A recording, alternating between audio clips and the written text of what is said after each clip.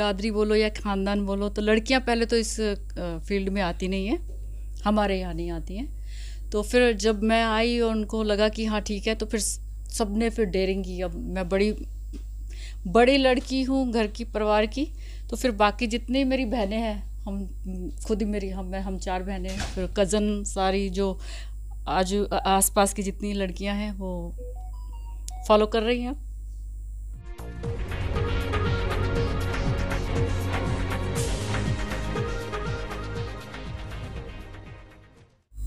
आदाब, नमस्कार। आप देख रहे हैं इंडिया फैक्ट न्यूज़। जैसे कि आपको पता है, इंडिया फैक्ट न्यूज़ में कोई भी सेलिब्रिटी आता है तो सबसे पहले पहुंच जाता है। और नागपुर में बाबा हजरत ताजुद्दीन औलिया के उर्स के मौके में आज अमेरिका की पॉप सिंगर पिंकी पारस आई हुई है। तो इंडिया फैक्ट न्यूज़ उनसे खास मुलाकात करने के लिए पहुंच गया है। आइए बात करते हैं हम पिंकी मैम से। पिंकी मैम, चैनल में आपका बहुत बहुत स्वागत है। Thank you so much. तो पहला सवाल मेरा यही है, हजरत बाबा ताजुद्दीन औलिया के उर्स के मौके पे आज आप आए हैं, कैसा फील कर रहे हैं आप? बहुत शानदार, बहुत खुश नसीब हूँ मैं कि मैं यहाँ पे पहुँच पाई हूँ उनके बर्थडे के लिए। जी। तो पिंकी मैम, जैसे कि मेरे को नॉलेज है, आप अमेरिका में रहते हो, आप अमेरिका की जानी मानी पॉप सिंगर हो। उसके बाद इतनी दूर नागपुर में कैसे यानी कनेक्शन हुआ है आपका? अब यही कह सकते हैं कि बाबा ताजुद्दीन जिनको बुला ले वो पहुंच जाएंगे। कोई भी धार्मिक स्थल जो भी रहते हैं वो बिना बुलावे के कोई नहीं आ सकता, तो उनका बुलावा है, आ जाती हूँ। तो मैम, जैसे कि आपका मैं देख रहा था सोशल मीडिया अकाउंट, आप सोशल मीडिया में काफ़ी एक्टिव हो, तो ये आपका जो 5-6 साल का जो दौर है वो कैसा कटा, कैसे आपकी जर्नी रही है? इसमें मैं ये कहूँगी कि नागपुर का और बाबा ताजुद्दीन का बहुत आशीर्वाद रहा मेरे पे। और यहीं से ज़्यादा मुझे फेम मिला, नागपुर की जनता से बहुत प्यार मिला मेरे को। नागपुर की जनता ने आपको बहुत इंडिया में नागपुर सबसे ज़्यादा। तो मैम, जैसे कि आप अमेरिका में, मैं एक इंटरव्यू में सुना गया था कि आप किसी गायक का गाना रिमिक्स किए थे अमेरिका की लैंग्वेज में या अमेरिका के कल्चर के हिसाब से। उसके बाद आपको जो फेम मिला, तो वो क्या है पूरी कहानी, स्टोरी, वो हमारे दर्शकों को बताइए। सावन में लग गई आग जो बहुत फेमस सॉन्ग है, मैंने उसको अपने स्टाइल से रीमेक किया था। ओके। हाँ, तो पब्लिक को अच्छा लगा, मुझे खुद को भी बहुत पसंद है। तो उसके बाद फिर सिंगिंग का दौर जो है शुरू हो गया। और मैं तो ये भी सुना था कि आपसे ज़्यादा अच्छे गाना आपकी बहन गाती है, आपने एक इंटरव्यू में बोला है। बिल्कुल, बहुत। मेरी सबसे छोटी सिस्टर जो है रानी पारस, बहुत सुरीली सिंगर है। वो इंडिया की एक मशहूर सिंगर है मधु रानी, मुंबई में रहती है, उनके जैसा गाती है वो। अच्छा। बेशक वो बहुत अच्छा गाती है। तो मैम, मैं ये जानना चाहता हूँ कि आप अमेरिका बाद में शिफ्ट हुए या आपकी पैदाइश ही अमेरिका की? नहीं, मैं बाद में शिफ्ट हुई हूँ वहाँ पे। तो क्या करियर को रिलेटेड आप शिफ्ट हुए या क्या कारण है? फादर जो है वो प्रीस्ट है, जैसे गुरुद्वारे में कीर्तन करते हैं। तो सिंगर ही होते हैं लेकिन वो कीर्तन करते हैं। अच्छा। तो पापा वहाँ पे सेटल थे, उन्होंने सब फैमिली को मतलब बुलाया वहाँ पे, तो इस तरह से पापा के ज़रिए हम लोग। और जो आप ये सिंगिंग की इंडस्ट्री होती है, मैंने सुना है आप इसमें जो आई हो किसी चैलेंज के चलते आई हो, ऐसा कोई आपका पहले से प्लान नहीं था? नहीं, प्लान तो नहीं था, ऐसे ही मस्ती में या किसी ने आपको चैलेंज किया था कि यहाँ इसके लिए एक कला होना चाहिए, आर्ट होना चाहिए, ले ये गाना के मिक्स करके बता? ऐसा नहीं है, पता नहीं आपने कहाँ से सुना। नहीं, लेकिन चलो, लेकिन ऐसा है कि प्लान तो नहीं था, लेकिन मस्ती में किया। मेरा कज़न भाई है मिक्का सिंह, तो मैंने उसको बोला तुम्हारा गाना रीमिक्स करूँ क्या? तो बोला मेरे से अच्छा करना तो कर सकती हो। तो फिर मैंने ऐसे ही मस्ती में शुरू की थी बात, लेकिन कर दिया। मैं ये जानना चाह रहा था मैम, आप नागपुर आए हैं, आपको मदन बाबा के द्वारा बुलाया गया जी। है, तो मदन बाबा को आप कैसे जानते हैं? जी, नागपुर से अगर ताल्लुक़ है तो उनके ज़रिए ही है। बाबा ताज को भी मैंने उनके ज़रिए ही जाना। तो सोशल मीडिया पे वो मुझे मिले थे जी। तो उन्होंने बोला कि एक बार आपको नागपुर आना चाहिए।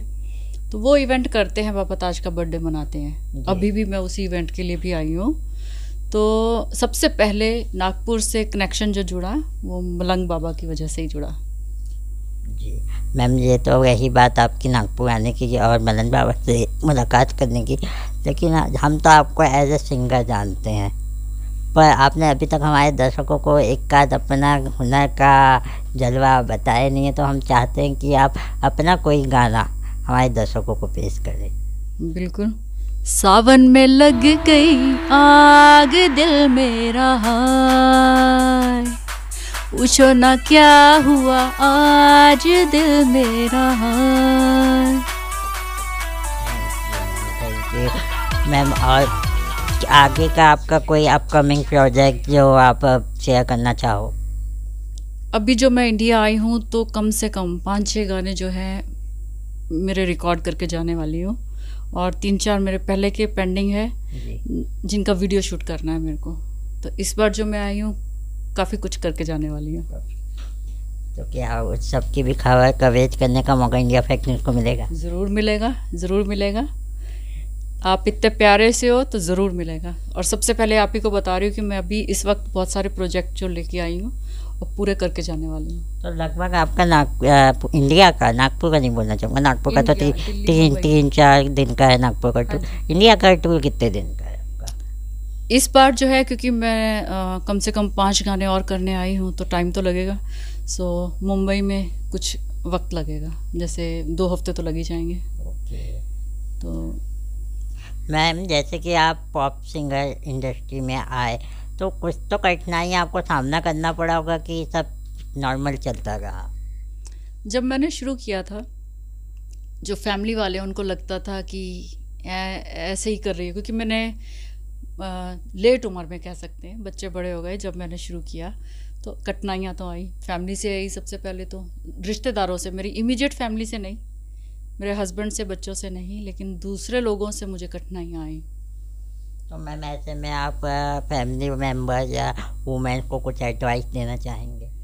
बिल्कुल, कि अगर उनके पास कोई ख्वाहिश है, ये स्पेशली मदर्स के लिए मैं बोलना चाहूँगी कि अगर उनको कुछ लगता है जीवन में कि कुछ कर सकती हैं तो ज़रूर करना चाहिए, कोशिश करनी चाहिए, एटलीस्ट 2-3 साल देने चाहिए अपने आप को।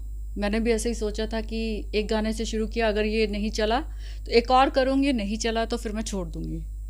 तो एटलीस्ट ऐसा कुछ तो करना चाहिए। अब घर बैठे तो कुछ होगा नहीं, कुछ करना है, कोई ख्वाब है तो उसको कोशिश ज़रूर करनी चाहिए।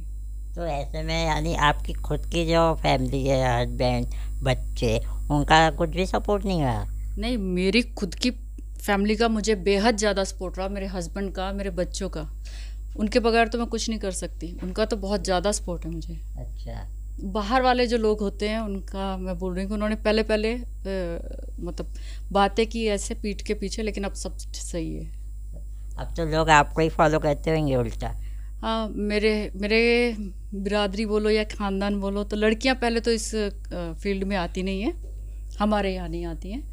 तो फिर जब मैं आई और उनको लगा कि हाँ ठीक है, तो फिर सबने फिर डेयरिंग की। अब मैं बड़ी लड़की हूँ घर की, परिवार की, तो फिर बाकी जितनी मेरी बहनें हैं, हम खुद ही हम 4 बहनें हैं, फिर कज़न सारी जो आसपास की जितनी लड़कियां हैं वो फॉलो कर रही हैं। ठीक है मैम, जाते जाते आप हमारे दर्शकों को क्या बोलना चाहेंगे? मैं ये कहना चाहती हूँ कि आपके सपने को आप कभी भी पूरा कर सकते हैं, अपने ड्रीम को कभी भी छोड़ना नहीं चाहिए। कोई उम्र हो, कुछ हो, अपने सपनों को हमेशा फॉलो करें। Thank you so much. तो दोस्तों, ये थी हमारे साथ पिंकी पारस मैम, जो कि अमेरिका की पॉप सिंगर तो है ही है और साथ ही में एक अच्छी गायिका भी है। उम्मीद करते हैं आज का ये इंटरव्यू देख के आपको बहुत ज़्यादा खुशी हुई होगी। तो मैम के पेज को भी जाके लाइक फॉलो करना ना भूलें, और हमारे पेज को तो आप लाइक फॉलो करते ही करते हैं। फिलहाल हम सबको दीजिए इजाज़त। धन्यवाद। नमस्ते, सत श्री अकाल, अस्सलाम वालेकुम। हमारे चैनल को सब्सक्राइब करें और बेल आइकन दबाना ना भूलें।